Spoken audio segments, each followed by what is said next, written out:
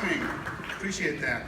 You know what? I actually worked on Bambi 2. There was a Bambi 2 a few years ago, and I had a chance to animate some Bambi and Thumper in that film. And you know, those characters are the hardest to animate. People ask me sometimes, hey Andreas, what's harder to animate, people or animals? And I say, well, that's kind of the wrong question. It really has nothing to do with people or animals. It has to do with the degree of realism. So the more realistic a character is, the harder they are to animate. So this is realism. This is the hardest stuff to animate ever. In contrast to something like Roger Rabbit, who's a cartoon rabbit, piece of cake. Absolute piece of cake. So what I thought I could do right now is give you a little bit behind the scenes from the original Bambi and show you some pieces of artwork and also introduce you some of the animators who worked on it. So let's start. Slide right here. This is kind of fun. This was that came out, I would say, sometime right after Snow White. You can see that Bambi up there on that sheet doesn't look like the final Bambi yet, and Pinocchio was in development, also looks like very, very rough and edgy. It's just a funny piece of writing. It says, who'll take the place of Snow White and her dwarfs? A deer, a puppet, a cricket. Here's the lowdown. So we don't have to read, we don't have time to read the lowdown, but I'm sure it's hilarious. This stuff is really cool and really interesting, to me anyway. The degree of studies that they made and drew before they began the animation was really, really intense. So they looked at the real skeleton of deer and tried to completely understand it. You know, how the shoulders are connected to the main body, where the knees are, where the hip bones are. So the animator knows at any given time how it's connected and what it does in motion. And these sketches were done by an animal art instructor called Rico LeBrun. So he was a teacher who came to the studio and worked with the animators. Here's an example of how do you get some comedy out of Bambi jumping. Maybe you can base it on a frog jumping, so you get a little cartoony with it.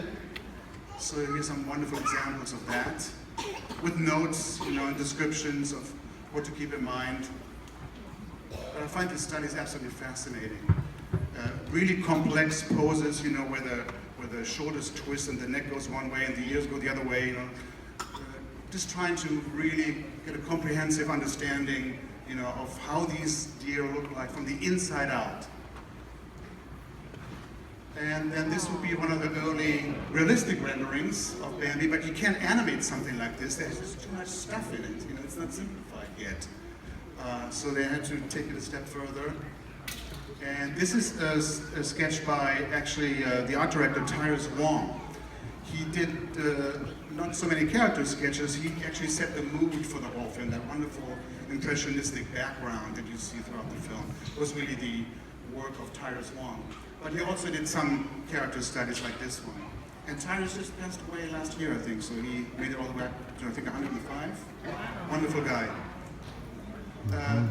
I don't know who this artist is, but I'm going to show you a few slides anyway of his work. And I tried to find out from the Frank Thomas, Ollie Johnson book on Bambi, and I looked it up, and I don't know who this is either. But these are just wonderful studies that show lighting and mood throughout the film. Very, very magical, I think. It's how the characters can be staged in front of the backgrounds. Just beautiful, lyrical stuff. And then we get to Mark Davis, who was at that time not a super duper animator yet. He was put, after Snow White, he was put in story, and I think he told me that he worked on Bambi at least 6, if not 7 years in story. So it took him a long time to get that story right for Bambi. And Mark did endless sketches for certain sequences. So this is one of his sketches. Here's another one from that famous sequence where you see Bambi and Thumper on the ice that was later then so beautifully animated by Frank Thomas. But it was Mark Davis who came up with a lot of the gags and the staging of that sequence. Across see his legs falling down. And there comes the super skater, you know, Thumper, who has no problems with the eyes whatsoever. And here's just a design sketch that Mark did. And this is getting really, really close to the final model. Really simplified the anatomy of the deer so it could be animated. It's not quite there yet though.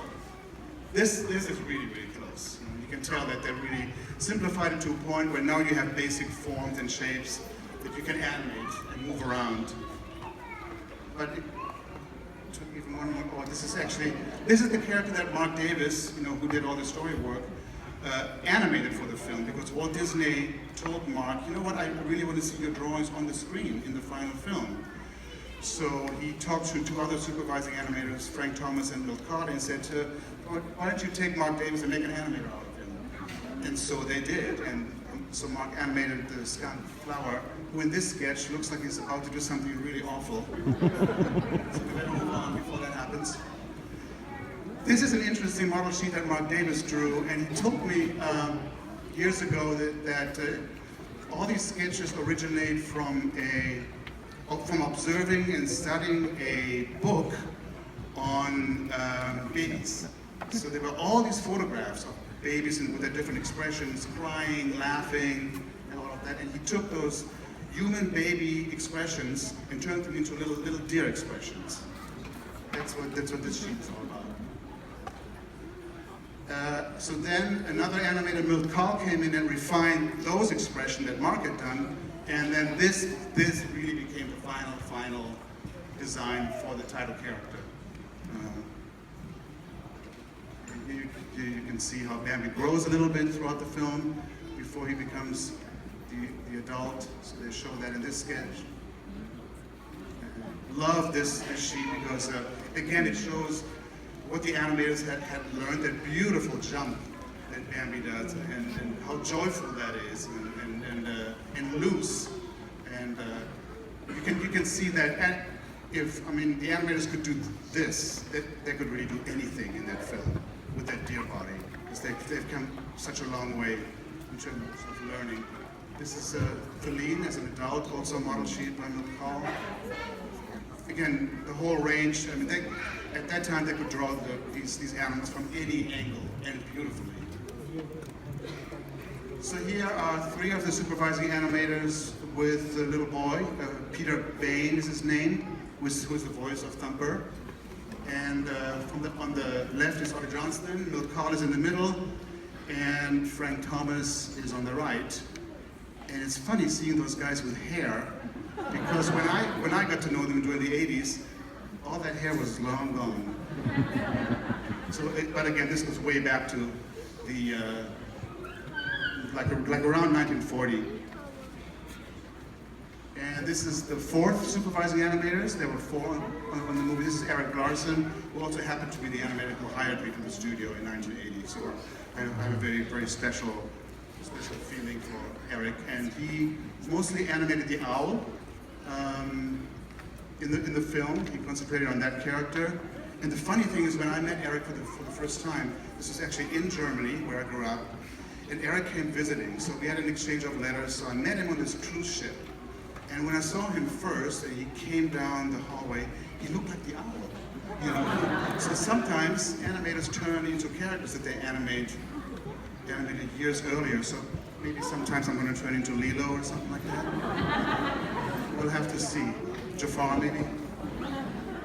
And these are interesting drawings. These are what we call cleanup drawings, when the assistant goes over the rough drawings and ties them down and really nails down the fine line for the scene. But look at how complicated this is. And you have to track all those spots on his back.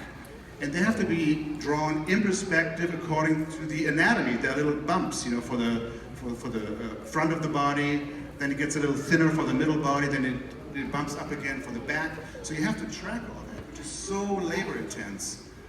But these guys knew how to do that. Here's another example. This is from the Otto Johnston scene. And then this is just a frame from the final film. And you can see the Tyrus Wong influence, you know, this beautiful, lush really devoid of detail backgrounds, you know, that really make this film so different than other Walt Disney animated films.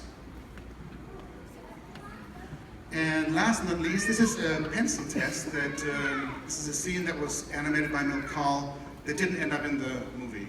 But it's a really, really sweet scene, and you can see how flexible the character moves, and the motion range is just incredible. And this is only Bambi, but I think in the actual scene he's interacting with bunnies. So the bunnies are not in here, it's just Bambi. So let's take a look at that one and enjoy it, because I think it's just magic.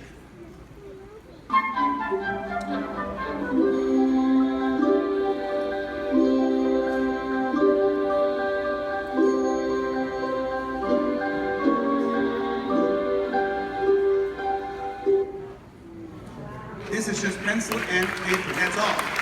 And the animator's brain, that's all. No computers, nothing. Absolute magic. So I hope you enjoyed the movie. Thanks again for coming.